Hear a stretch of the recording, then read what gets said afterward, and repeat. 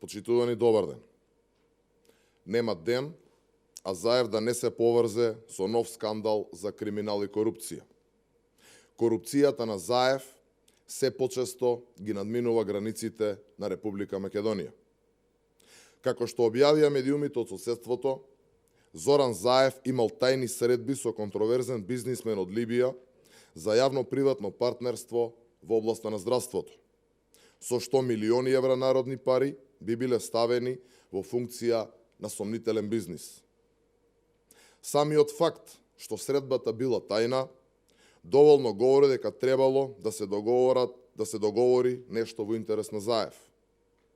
Така беше и за необјавената средба со Биг Мајк, по која следеше скандалозниот предлог закон за опојни дроги, така и со оваа средба со либискиот бизнисмен Шаукар Али Гафур.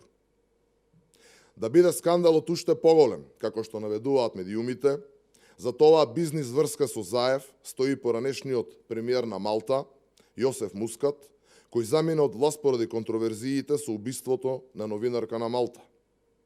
Овој бизнисмен е познат по своите офшор компании и ист ваков неуспешен обид за јавно-приватно партнерство имал и во Малта, зашто постојат сомнежи за корупцијски договори и перење пари, поврзани со истиот овој либиски бизнисмен со неговите сомнителни инвестиции. Дали Заев на тајната средба во 2018 година договарал со личен аранжман на Гафур и во македонското здравство? Дали е сега јасно за каков вид на модел на јавно-приватно партнерство инсистираат Заев и Филипче? Заев треба да одговори колку тајни средби имал со контроверзниот бизнисмен и што требало со јавното приватно партнерство да му се овозможи. Очигледно дека со Заев на власт Македонија се претвара само во елдорадо на сомнителни бизниси и преку јавни приватни партнерства се испумпуваат милиони евра од буџетот. Какви биле условите и колку милиони евра требало да добие контроверзниот либиски бизнисмен од Зоран Заев? Водени од искуството, логично прашуваме: кој е уделот на Заев, или поточно на фирмите на Заеви, во еден ваков вносен бизнис? Дали Зоран Заев бил на прав пат да направи јавно-приватно партнерство по принципот на Глобал, каде, подсетуваме, беше аболициран за штета од 8 милиони евра? Уште за колку сомнителни договори на Заев ќе дознава јавноста? Додека здравството тоне, а пациентите се незадоволни, Зоран Заев договара бизнис делки со сомнителни бизнисмени, за кои што веќе постојат истраги во земји од Европската Унија. Ви благодарам. Прашања?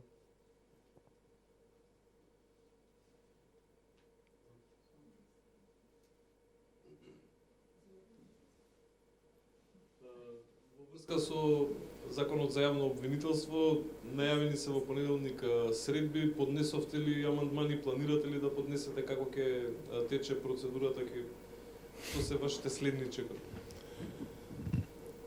Многу пати е искажан ставот за јавното обвинителство и од тој став и од оние барања кои што имаме нема отстапување.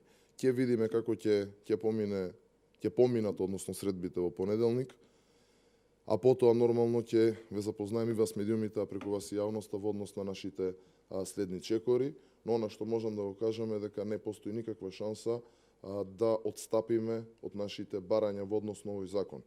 И ова го кажувам не поради суета, не поради пех на ВМРО ДПМН, туку поради тоа што само со овие предлози во измените на Законот за јавно обвинителство можеме да мрднеме од мртва точка во однос на борбата со криминалот и корупцијата, односно почеток на создавање на правната држава, која што де факто и неминовно, ако не започне сега, ќе започне на 12 април, односно по 12 април. Вчера Мицковски го повика Министерството за правда да ги прифати сите забелешки на експертската јавност која учествуваше во јавната расправа. Меѓутоа, министерката Десковска е на став дека дел од забелешките на експертите се противречни меѓу себе. Видете, очигледен е инатот, небулозата и буквално немањето компас каде одат. Од една страна имате Десковска, од друга страна имате целата правна фела.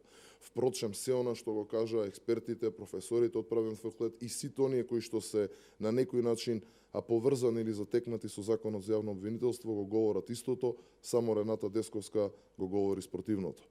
На кого треба да му се верува, веројатно јавноста најдобро ќе оцени на 12 август. Дали ќе се донесе законот до избори, бидејќи меѓународната заедница во неколку наврати укажа на важноста од овој закон?